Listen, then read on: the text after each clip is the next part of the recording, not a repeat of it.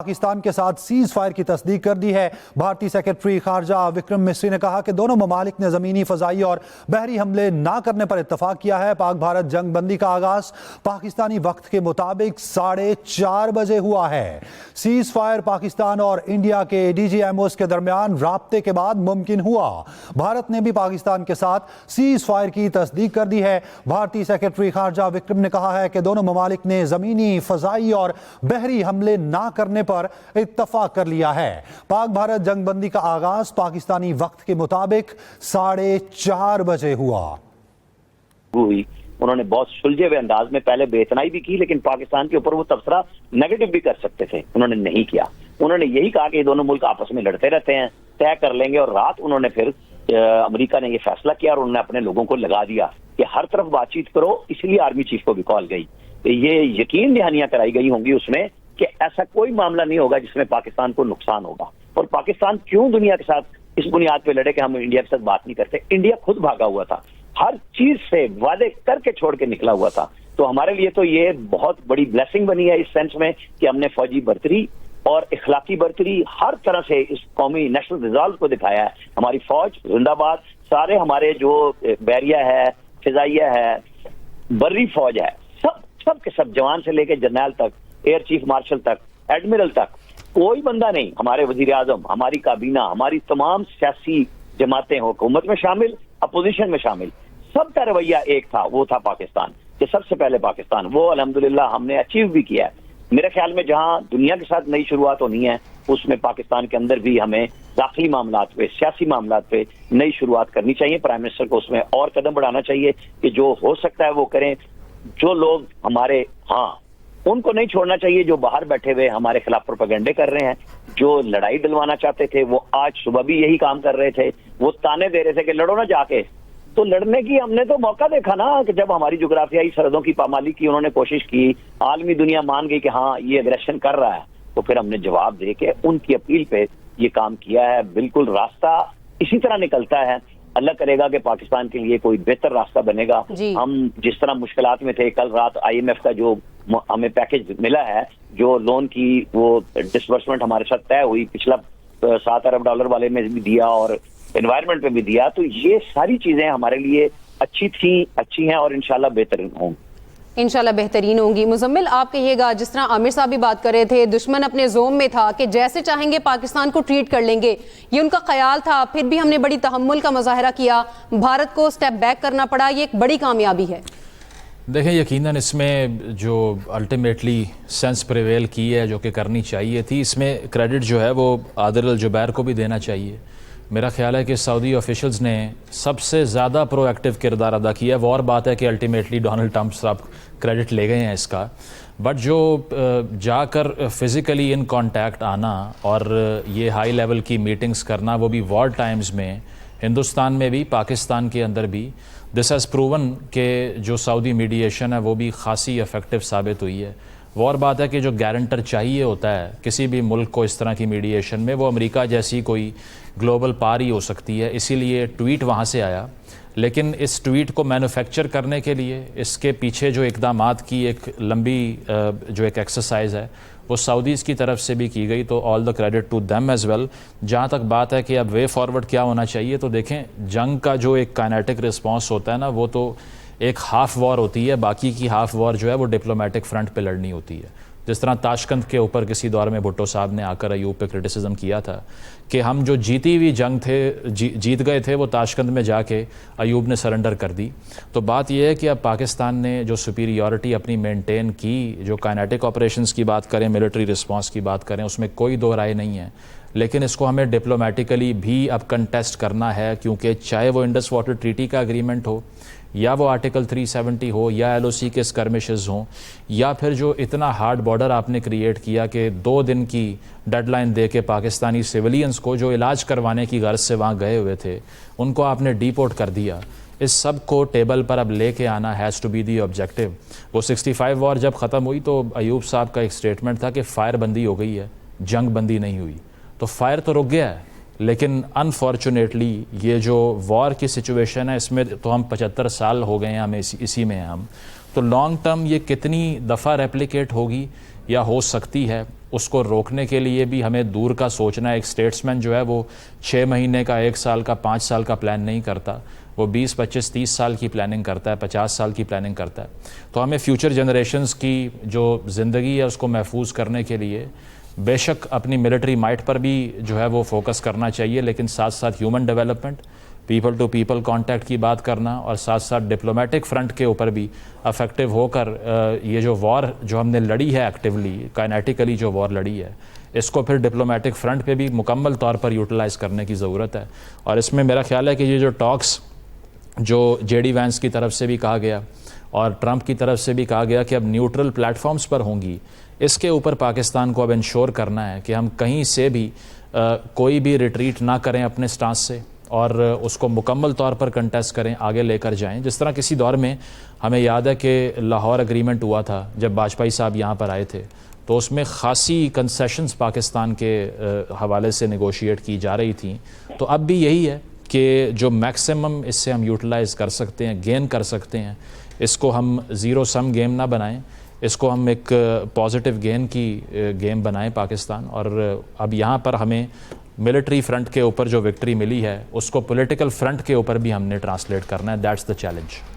صحیح۔ شہباز رانا صاحب، کشمیر کا محاذ ہو، چاہے 1947-48 میں 65 کی بات ہو، مزمل صاحب نے بات کی تاشقند معاہدے کے حوالے سے بھی، شملہ معاہدہ ہو، اعلان لاہور ہو، انڈس واٹر ٹریٹی ہو، یہ جو 6 اور 7 مئی کی شب کیا گیا ہے، تمام تر معاملات جو ہیں اگر ہم دیکھتے ہیں اگریسونیس اور ان کو توڑنا، یہ جو معاہدے ہیں ان کی خلاف ورزی کرنا، عالمی قوانین کی خلاف ورزی کرنا، تو ہمیشہ بھارت کی طرف سے ہوا ہے۔ ہم کیسے انشور کریں کہ اب جو بات چیت ہوگی وہ بڑی لانگ ٹرم چلے گی اور بھارت اس کو وائلیٹ نہیں کرے گا؟ دیکھیں، 2-3 چیزیں بڑی خوبصورت کہی ہیں کہ مزمل صاحب نے اور پھر عامر الیاس رانا صاحب نے، اسی میں آپ کے سوال کا جواب بھی ہے۔ پہلی بات یہ ہے کہ ہم نے ٹھیک ہے ایک وار کے فرنٹ کے اوپر تو ہم نے اچیومنٹ جو لینی تھی اللہ کی مدد سے ہم نے لے لی، ہماری فورسز کی قربانی بھی اس کے اندر شامل ہے۔ اس کے بعد جو ڈپلومیٹک فرنٹ ہے اس کے اوپر پاکستان کتنا اسٹرانگ ہوتا ہے، یہ بہت ہی ایک اہم چیز ہے جس پہ غور کرنے کی ضرورت ہے۔ اور جو ہم نے بات کرنا چھوڑ دی تھی یونائٹڈ نیشن سیکورٹی کونسل کی ریزولوشنز کی، اور جو ایک انٹرنیشنل جو چیز تھی جس کو بائی لیٹرل کر دیا گیا تھا، جو پاکستان اور بھارت کا ایک معاہدہ ہوا تھا، وہ انٹرنیشنلزم جب تک اس کے اندر نہیں آئے گی کشمیر کے ایشو کے اوپر، یہ مسئلہ حل نہیں ہوگا۔